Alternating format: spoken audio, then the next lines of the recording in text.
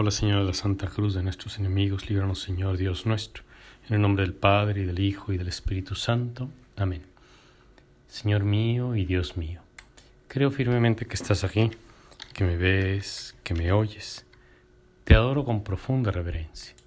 Te pido perdón de mis pecados y gracia para hacer con fruto este rato de oración. Madre mía Inmaculada, San José, mi Padre y Señor, Ángel de mi guarda, intercedan por mí.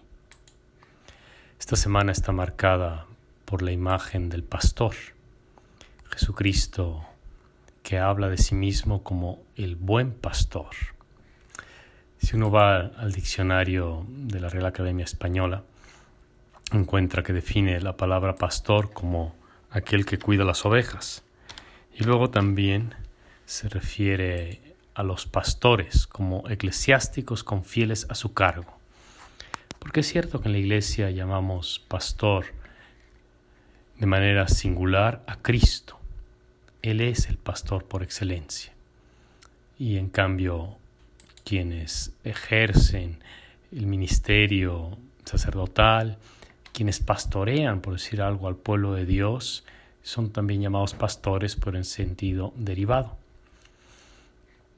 Luego, el mismo diccionario ilustra la palabra pastor con distintas imágenes, con distintas frases. La primera es el buen pastor. El buen pastor, Jesucristo. Y luego ya otras que nada tienen que ver, como pastor alemán, perro pastor alemán. Ciertamente, la imagen que nosotros miramos cuando leemos el Evangelio, escuchamos las palabras que hoy se predican, donde Jesús se llama a sí mismo el pastor, tienen un significado propio. Ya los primeros cristianos utilizaron, inspirados en las palabras de Jesús, imágenes tomadas de la pintura, de la escultura antigua, para representar a Cristo. El Catecismo de la Iglesia Católica, que es como el compendio de nuestra fe, publicado en 1992, tiene en la portada una imagen bucólica, una imagen pagana, pero que luego sirve para hablar de Cristo. Es un muchacho, un pastor, con un cayado, a los pies una oveja, y tiene la flauta, y comenta la contraportada de esta imagen, que se utilizó desde los primeros tiempos cristianos para hablar de Cristo, que es el buen pastor. Las ovejas son los fieles, que a los pies del pastor escuchan esa música. ¿Y qué es esa música? Sino la amable sinfonía de la verdad. Es así que se representa a Cristo que nos habla como el buen pastor. Él es el único gran pastor de las ovejas y no hay otro. El Señor se referirá en distintos momentos a su misión, a lo que Él vino a hacer a la tierra. Y esa misión está concentrada en reconducir, en reunir a las ovejas dispersas de Israel. O sea que en primer lugar Jesús venía a dar cumplimiento a las profecías que habían anunciado en la época de Isaías, de Jeremías, de Ezequiel y del profeta Daniel, que Dios, después de haber permitido que el pueblo hubiera sido dispersado en Babilonia y por toda la cuenca del Mediterráneo, Él mismo iba a mandar a un Mesías, a un ungido, para reunir a los que seguían dispersos. Porque hay que recordar que después de ese exilio, no todos regresaron a Jerusalén, no todos regresaron a Tierra Santa, sino que se dispersaron. Y Jesús dijo con claridad que venía a cumplir en primer lugar esa misión.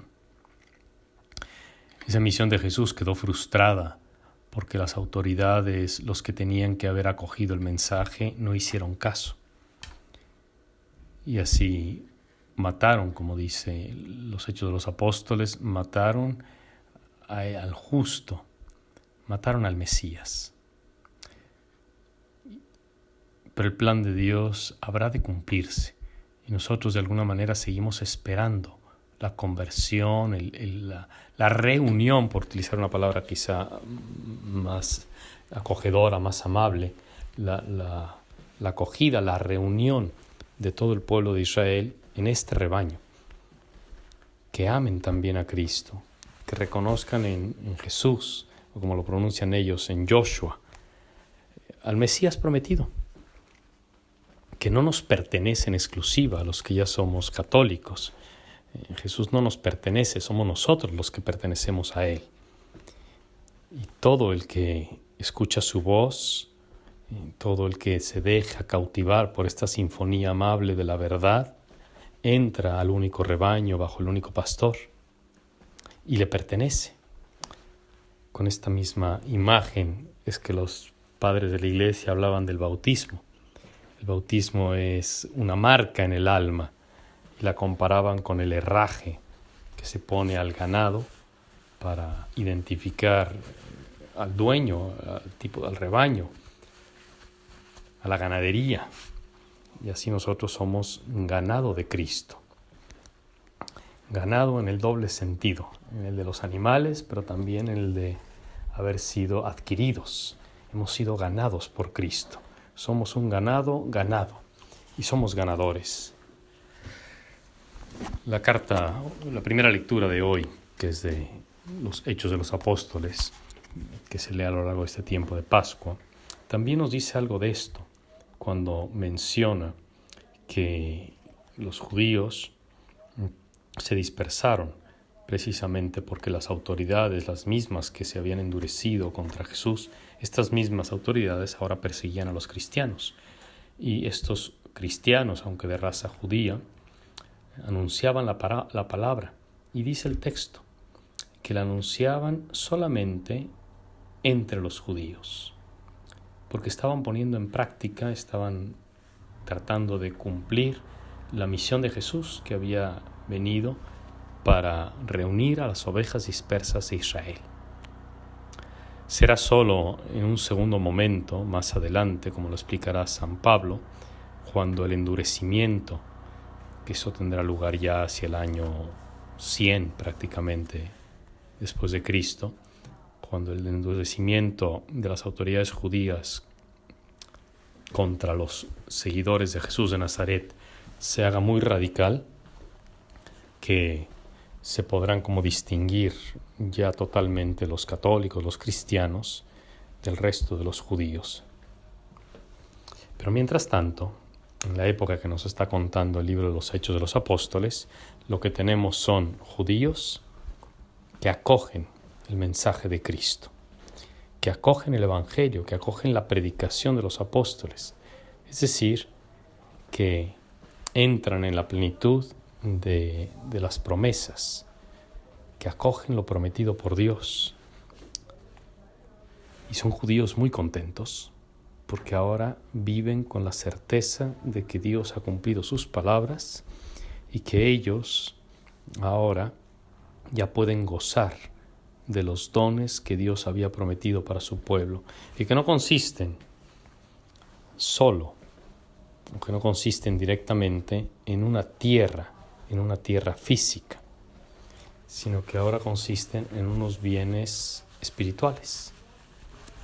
Y lo que no podían sospechar, y tampoco lo podíamos sospechar nosotros, es que esos bienes no quedarían reservados exclusivamente para los que provenían de la raza judía, sino que Dios, en su gran munificencia, en su gran generosidad, los quería compartir también con los demás pueblos, con los gentiles.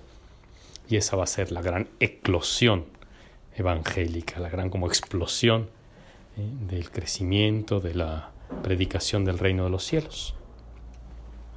A lo largo de esta Pascua, nosotros también queremos escuchar la melodiosa sinfonía de la verdad y acoger con oído pascual, con este oído que se deja cautivar por la belleza del Evangelio, las palabras de Jesús, que nos invita a reunirnos en Él y con el Padre, porque Él y el Padre son una sola cosa. Y mis ovejas escuchan mi voz, y yo las conozco, y ellas me siguen. Y yo les daré la vida eterna, y ellas no perecerán. Y eso es lo que queremos hacer, y eso es lo que le pedimos a Jesús. Jesús, danos la vida eterna, queremos ser tus ovejas, somos tuyos. Te doy gracias, Dios mío, por los buenos propósitos, afectos e inspiraciones que me has comunicado en este rato de oración. Te pido ayuda para ponerlos por obra. Madre mía Inmaculada, San José mi Padre y Señor, Ángel de mi guarda, intercedan por mí.